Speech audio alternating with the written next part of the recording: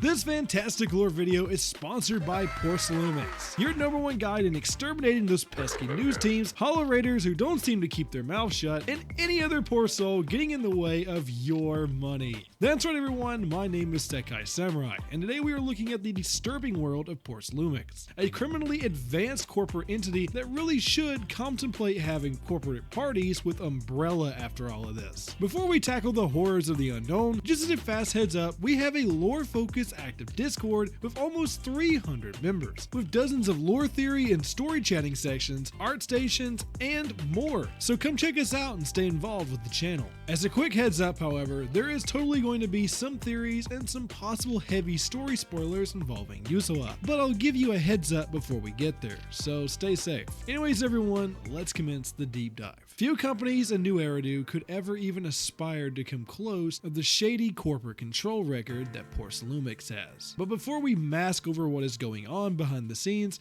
I think it's a pretty smart idea to tackle on what just is Porcelumex creating in the first place. When the rest of the world began to go dark, Hollows were able to quickly swallow and destroy massive civilizations in the mere blink of days. The current seemingly very advanced levels of technology that was available during this time had practically zero effect on combating the apocalypse. Military force, barricades, and even panic-fueled science was not enough to halt the waning end days. However, through the horrifying fall of humanity, New Eridu of all places still stands, due to one modern miracle. An incredibly volatile and dangerous mineral would later be found during scientific extractions deep within the hollows. This would become a life-altering discovery of Porcelume. Porcelume, while even only being found deep within hollows, is the prime example of fighting fire with fire. Holding the ability to actually stabilize volatile ether, the inventors would quickly realize that it could be applied to survival proofing and upgrading equipment and technology. Ether charged weapons would begin to exist, to even later on, the most important economic explosion that the city had ever seen. With how invaluable this mineral had become, and how incredibly dangerous and expensive it would be to actually handle and process it, powerful corporate conglomerates would absolutely eat every bit of this up. From life support equipment, disk drives, heck, even the Proxy's holodive system. It all requires etheric-based electronics in order for it to work. Hospitals, manufacturing plants, and huge once government-dependent services have now been forced to turn to Porcelume. Being in many of the public eyes as saviors at the end of the day, the company known as Porcelumex would rapidly grow in unworldly power. The reach would bend the mining and refinement industry into being entirely monopolized by them, and would even grow in such power that they would join the TOPS alliance, becoming the key citywide supplier and fully dependent source of etheric energy. This sort of terrifying control would push them past the bounds of being just a simple corporation. They control the flow of regular city maintenance. Police and military force would be pressured into checking in with them for funding and access. And the disgusting amount of money these guys are bringing in is enough to corrupt and pull just about whoever they could ever want into a position of power.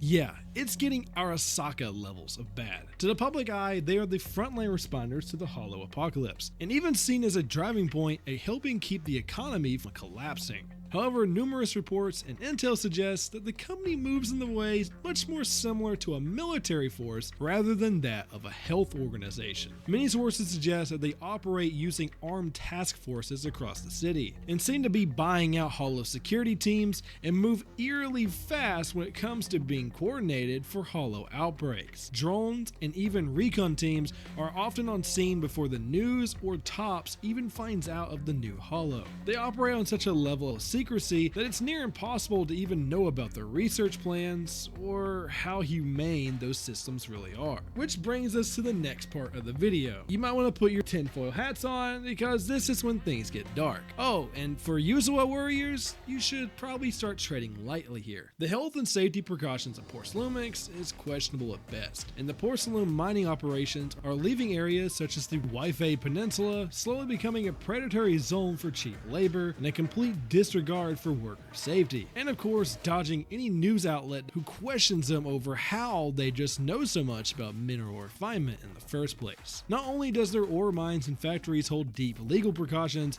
but behind the corporate mask of monetary gain marks some downright disturbing possible scientific work happening in the background. We find out later in Yuzuha's storyline that the company seems to be working behind some sort of twisted biotech trials going on in the deeper levels of Porcelumex R&D labs. Biotech trials such as the mysterious Project New Leaf is a secret experimental project that was most likely built on finding new ways to accelerate the effectiveness of controlling ether, where they would focus their research on studying powerful antibodies in human cells that were not only strong enough to prolong the user from being harmed by ethereal ions, but could also possibly fully resist them altogether, making them unaffected by the hollow. But where could they find such willing human test subjects that could have their very lives dissected on and forced into living their lives in a test tube?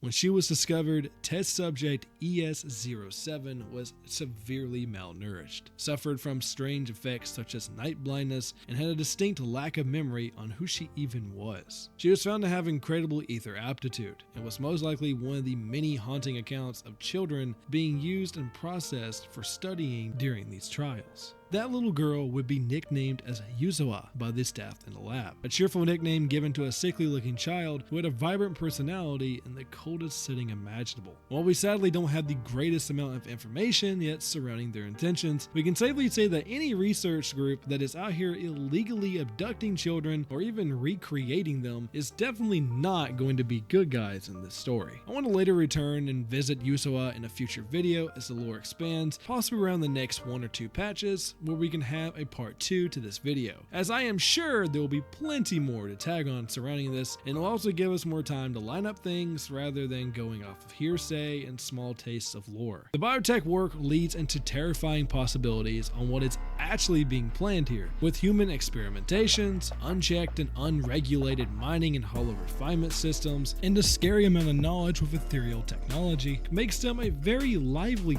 threat to New Eridu, yet the only corporation capable of saving the city at the same time. Well everyone, I hope you all enjoyed today's lore dive. If you want to see more, feel free to check out our devoted lore playlist on the channel, and drop your theories and thoughts into the comments. While you are here, make sure to hit that subscribe button and become a lore samurai. Plus our lore themed community Discord is always looking for new hollow raiders, with lore and story chatting sections, art stations, and plenty more. Finally everyone, thank you so much for watching, and I can't wait to see you in the next lore guide. Samurai out.